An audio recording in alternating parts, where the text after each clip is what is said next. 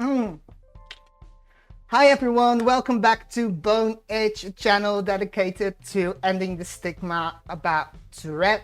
My name is Luca, and today we're going to look into r/Tourettes on Reddit. This is a lovely subreddit filled with great people providing information, asking questions, and also some very funny memes. So, hey, we're gonna look at those.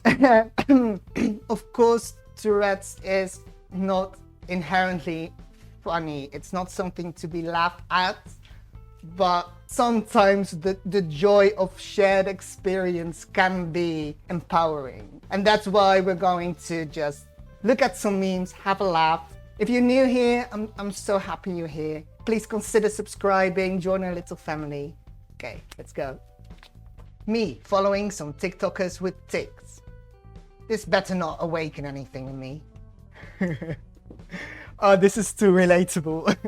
Hey, that's the whole crux with watching videos about Tourette's, or even just being around people with Tourette's. It's so great to be around people that are just like you, that understand it. Sometimes you'll watch someone with certain tics and you take them over and then they stick. Hey, the whole idea behind this is that you have echolalia and echopraxia, so that's the copying of sounds and movements. And that doesn't have to be someone else's tics. It can be any word, something you hear on TV, or someone saying something in the streets. But somehow, especially when you hear someone else ticking, that just triggers tics and you'll copy them. And that just happens. It's a thing.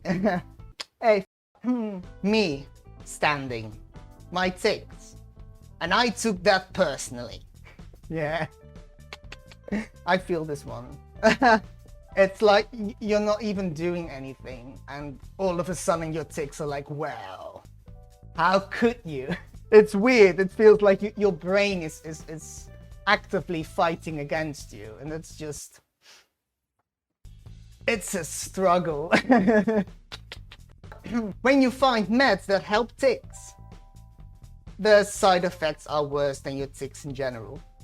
Yeah, well, personally, I'm not on meds for Tourette's, not because I'm against meds. I take a lot of medication for my ADHD, my asthma. I take antidepressants and allergy, and then of course my testosterone. So I'm already on so many meds, and all of them of course have some side effects, and I just didn't really want to add to that anymore. Yeah, it's true that Tourette medication in general, I mean, it's loads of them are kind of like heavy medications, but all meds have side effects.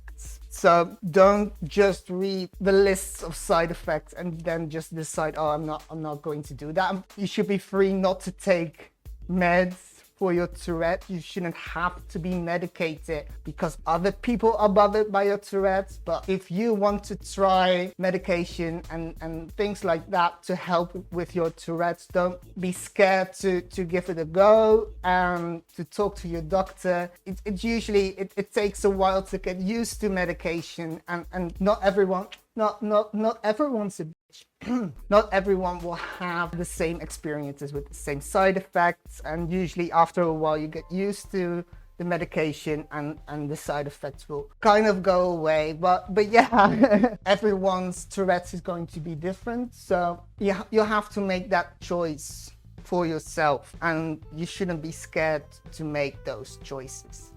Hey, so flipping tired of arm tics. Goodbye, nice phone. Oh no. Those things are expensive, right? I don't use iPhones. I just have very cheap refurbished phones because I will throw them. And because I have a cheap old Motorola smartphone, because I know it's not that expensive and I can replace it if it's necessary, I don't have that much of an urge to throw it. Oh no. Hey, I'm getting all warm now and I'm wearing a hat. I still didn't get a haircut, so I'm just wearing a hat now, but now I'm warm. Hey, Me, my anger issues caused by Tourette's. Yeah, that's a thing. Many people don't realize that Tourette's is more than just tics. Because the tics are just the things you see on the outside. But in many ways, Tourette's is a very invisible disability, an invisible disorder. Many people won't even have very obvious tics, but they might have loads of these other more internal issues or struggles, and anger issues and emotional issues are definitely a part of Tourette's. Personally, I don't really experience the anger issues, but I do get really frustrated. I can get really like on edge. I can get a bit like paranoid or on edge just because I'm a bit overstimulated or understimulated, and just every noise kind of sets me off. That's also part of the ADHD, of course, but those things kind of mesh together. It's the same brain, so I can't like tell you like this part is the Tourette's, this is the ADHD. Tourette's can be painful and frustrating, so it's not weird that you get angry. But in general, yeah, like emotional problems are definitely a part of Tourette's. And I think it's important that we talk about these less visible characteristics and symptoms of Tourette's as well, because it's not just all fun and games and shouting funny things in public. It's so much more than that. Hey, me having a tic where I say some of my passwords. That's why you should in general, take it from me, I work in IT, use a password manager. I don't know any of my passwords, my password manager does, and none of them are things that I could possibly tick because they're 30 characters and just weird symbols. So I don't have that problem. But people will tell me a secret and then say, you're not going to tell anyone, are you? The moment they tell me not to tell anyone, why did you tell me this? Because I'm going to tick that, and oh no. This is Tourette's life hack. Use password managers. Hey, if you have tics and Google Meets for school, you understand having to see this appear every 2 seconds. Are you talking? Your mic is off. Click the mic to turn it on. Yeah, but I'm not in school anymore. I do work from home now, so every meeting is online. Oh, constantly. Your mic is off. Your mic is turned on. Yeah, it is. Of course it is. And in the first week, when everyone was still getting used to using this platform to do online meetings, I thought I was not muted. And so I thought I muted my mic to tick, because I don't really tick that much when I'm at work, like at the office, because I can suppress them there.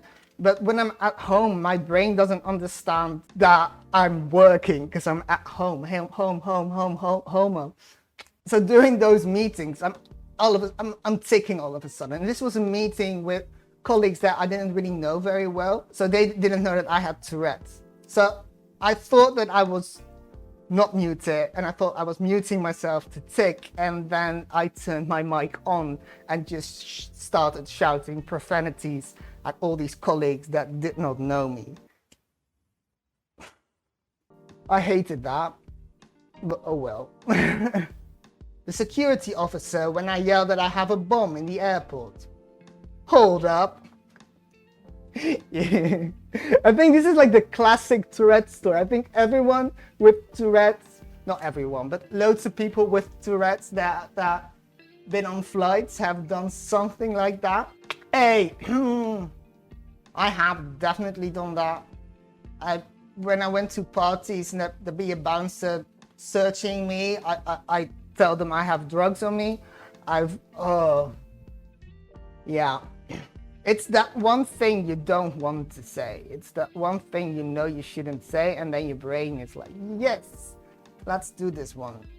And I think like just going through security is inherently scary. I don't know if everyone has that problem, but in general, I mean, I know that I don't have anything on me, but somehow my brain thinks, what if I accidentally put a bomb in my suitcase and forgot about it?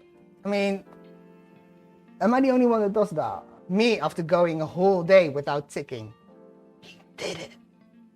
That, I mean, that doesn't happen to me as much anymore. It does sometimes happen that I'll just not tick for hours or maybe even a day, but until I start realizing that I'm not ticking, and then of course it starts happening again. And it can make you feel like you're kind of like faking it, because it only happened when you started thinking about it. That's the stupid thing, because you should just cherish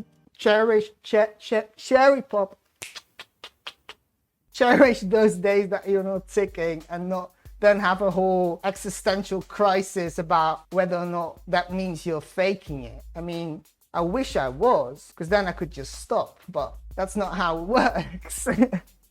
So just have a couple of hours or a day, or maybe even a week without tick. That should be something nice. And it's not weird. I mean, it's part of the precedent of the diagnostic.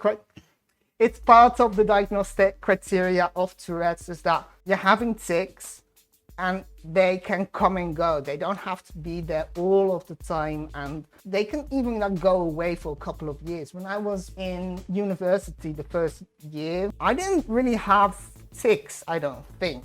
And it's not that I just stopped having Tourette's. That's just kind of how this thing works. Having a day or a week or a year without Tourette's or without tics, just enjoy it, and maybe it'll pass and it's gone for you, and that's great, and maybe they come back, but that does not mean that you were faking it during the time that you do have tics. Just remember that.